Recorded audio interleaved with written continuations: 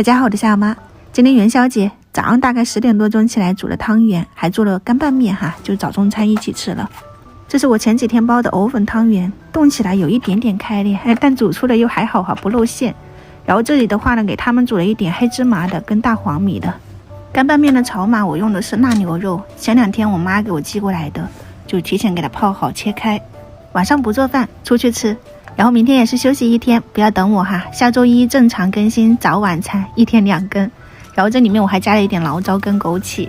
牛肉需要提前用水焯一下，因为里面有多余的盐分，过水它也会变软一点，捞出来控干水分。调料我是切了一点姜蒜末、红辣椒，然后这个是我们湖南的白辣椒干，我就稍微用水洗了一下。先把牛肉放到油锅里面炒一下，再放到这些切好的配料，翻炒均匀。炒码干拌面我们这边是很受欢迎的，早餐店一般都会需要排队。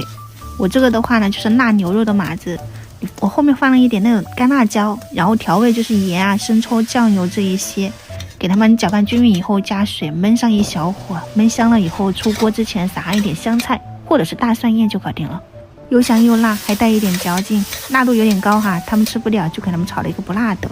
然后洗干净锅，融化一下猪油，放上葱花，焦香了以后你盛出来，淋上一点这个酱油上色的，然后食用盐，然后一点点生抽，搅匀了就用它来拌面。今天煮的是挂面，每次煮的时候我总觉得会少，然后每次一出锅又觉得多了。你也可以用手工鲜面条或者是碱面、米粉都可以，拌出来都蛮好吃的。这种挂面就不能煮得太久，带一点这种硬性，它口感会更有嚼劲。用那个酱汁拌均匀上色以后，盖上我们炒好的牛肉码子就搞定了。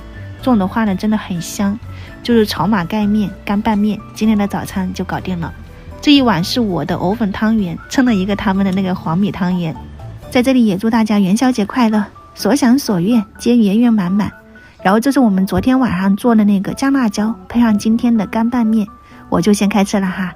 有喜欢的话呢可以去试一下。我们下周1再见，拜拜。